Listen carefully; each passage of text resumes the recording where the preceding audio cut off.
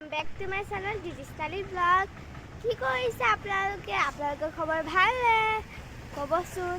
এইকেইদিন পথাৰৰ দিন হৈ আছে যিহেতু, তো এতিয়া আমাৰ ঘৰত মানে ধান কাটিছে, তো মা এতিয়া মানে ভাত বনাই আছে, এইফালে শাক ৰ'ব দেখাই আছোঁ। কি কৰিছা? চব্জি বনাই আছোঁ জুইতে। এয়া লাও, মাংস, ব্ৰইলাৰ মাংস আমি আজি জুইতে বনাই আছোঁ।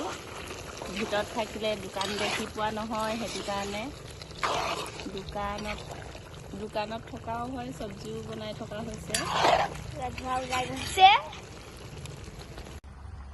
এয়া আমি আজি জুইত বনাই আছোঁ পুৰা। আমি আজি জুইত বনাইছোঁ শাকখিনি। কেনেকৈ আজি আমাৰ বহুত দাৱনি হৈছে। 13 জনী দাৱনি হোৱাৰ কাৰণে মানে গেছত অলপ দিগদাৰ হয়, সেইটো কাৰণে বাহিৰতে পাতি দিলোঁ। এনেকৈ বহুত বেছি ধোঁৱাই আছে, চোৱাচোন জুইকোৱা।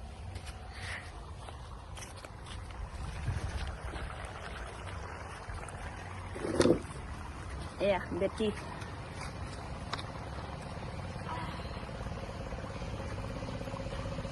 কেনেকুৱা লাগিছে? ধোঁৱাই আছে একদম কান্দো হৈ গৈছো।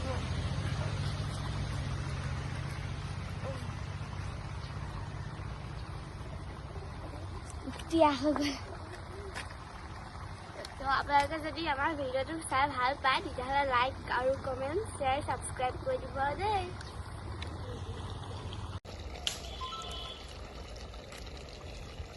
এয়া গৰম মছলা,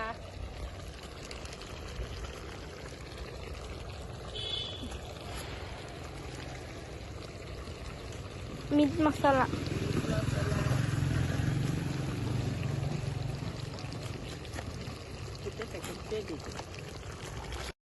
আমি এতিয়া পথাৰ আহি পালোহি। আইতাৰ লগত মানে ককাৰ লগত আহিছোঁ। আমাৰ বেটিয়ে ধান কাটিছে আৰু তাই কেনেকেনো ধানখিনি কাটিছে আপোনালোকে চাবচোন। মই বাৰু পথাৰলৈ যোৱা নাই, তাই আইতাক আৰু ককাকৰ লগত গৈছিলে, তেতিয়াই ভিডিঅ' কৰি আনিছে। সেয়াই আজি আপোনালোকৰ মাজলৈ পঠাইছোঁ, চাব তাই কেনেকৈ কি কৰিলে। সেয়াই আৰু বহুত ৰ'দ দিছে। তো এয়া মই ককাৰ লগত আহিলোঁ। তাৰপিছত চৰাই বহুত ৰ'দ দিছে। এয়া গোটেই বেগ আমাৰ মানে খোৱা বস্তু আছে। ভাত, চব্জি বনাইছোঁ গোটেই চাওক। এয়া ধানবিলাক তলত পৰি গ'ল একদম, মানে কাটোতে মানে একদম এনেকৈ হাউলি কাটিব লাগিব, তেতিয়াহে হ'ব। আইতাই ভাত দিছে চবকে, ময়ো হেল্প কৰি দিলোঁ। চাওক চবকে দিলোঁ, হৈ গ'ল।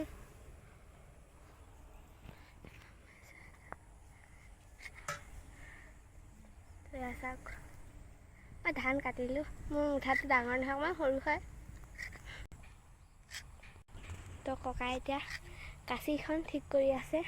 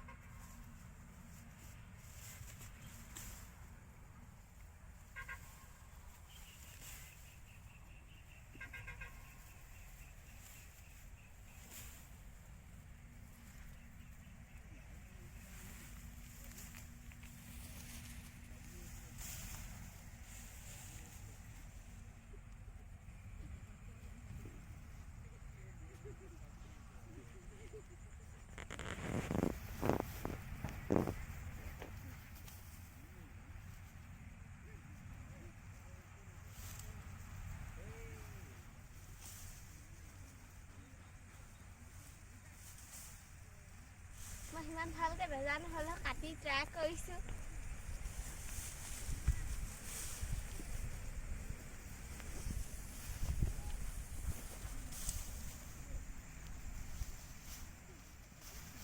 তো মই সেইবিলাক কাটিম।